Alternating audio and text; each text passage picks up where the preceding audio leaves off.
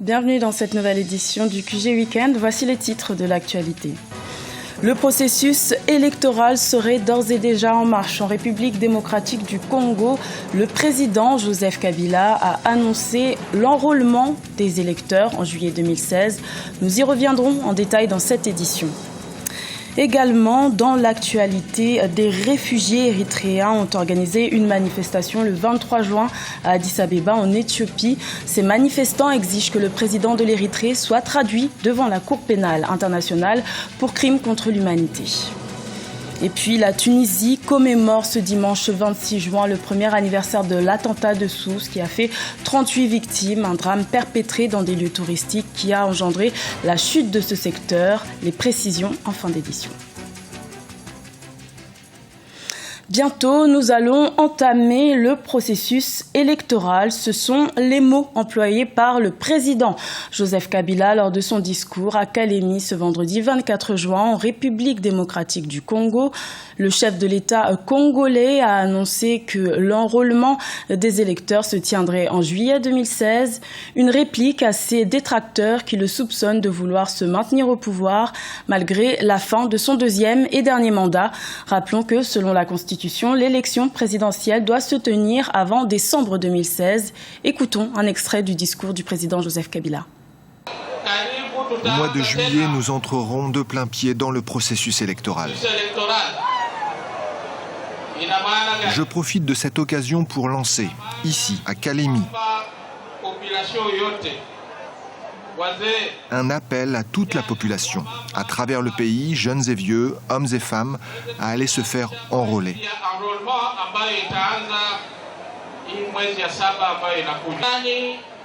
J'entends certains dire que s'il n'y a pas d'élection, le sang va couler. J'aimerais leur répondre ceci. Dans notre pays, nous avons la démocratie, ce qui signifie que le pouvoir passe par les élections. À ceux qui prônent la violence, j'aimerais leur poser cette question. C'est le sang de qui va couler?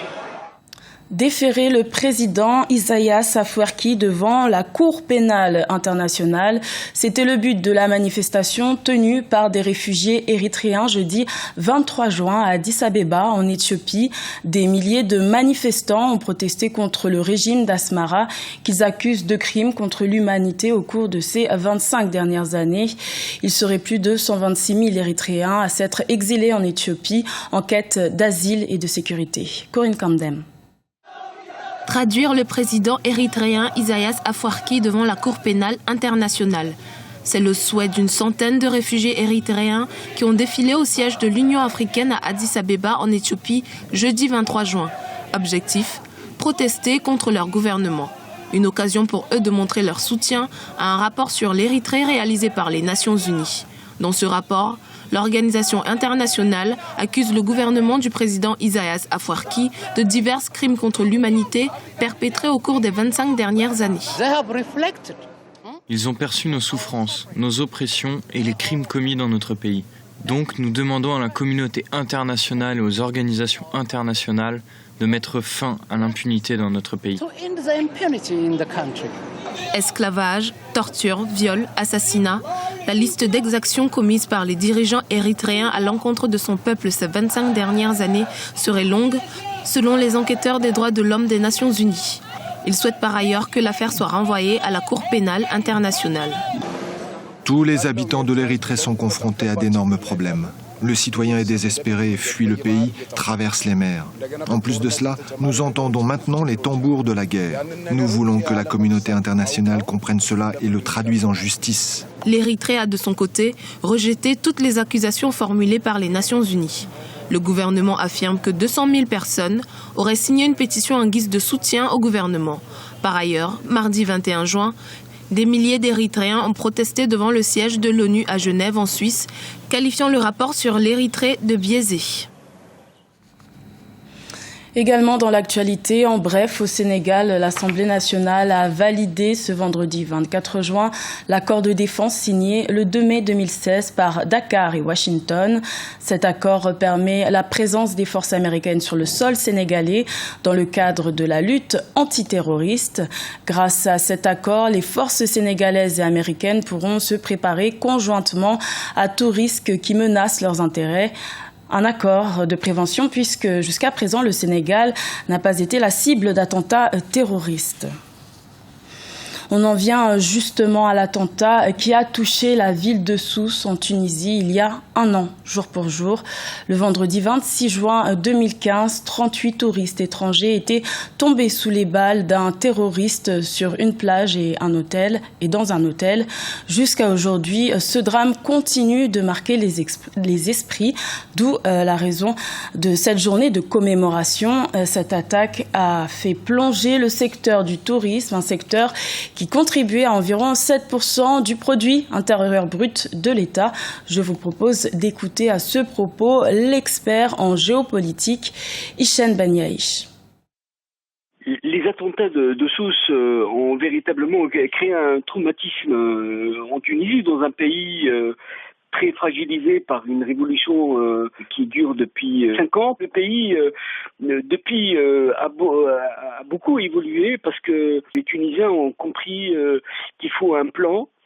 Ces attentats ont asséché le tourisme. En tout cas, les étrangers ne viennent plus en Tunisie et ça a énormément contribué à sinistrer l'économie. Le ministère du Tourisme, ils sont en train de concevoir une stratégie de surveillance des hôtels, de contrôle avec un système de vidéosurveillance, notamment au Sahel, dans la région de Sousse.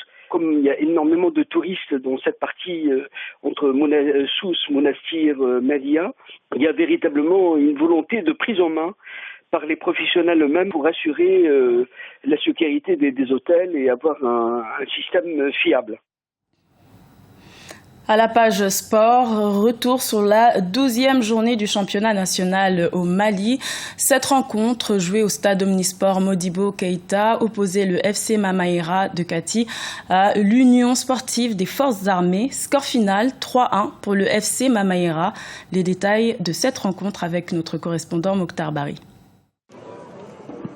La 12e journée du championnat national a vu le réveil du Mamaïra de Kati. Battu sévèrement par le Djoliba Athletic Club lors de la 11e journée par 3-0 face à l'Union sportive des forces armées, c'est dès l'entame que l'équipe de Kati annonce les couleurs. À la 8e minute, l'équipe des jaunes et noirs obtient un pénalty que les portiers des forces armées repoussent. C'est à la 23e minute que Draman Traoré ouvre le score contre toute attente. L'USFA subit les assauts des visiteurs jusqu'à la mi-temps. C'est question de jour pour les joueurs parce que si eux-mêmes se mettent en cause pour pouvoir se motiver en même temps, se galvaniser, donc j'espère qu'il n'y a pas de problème.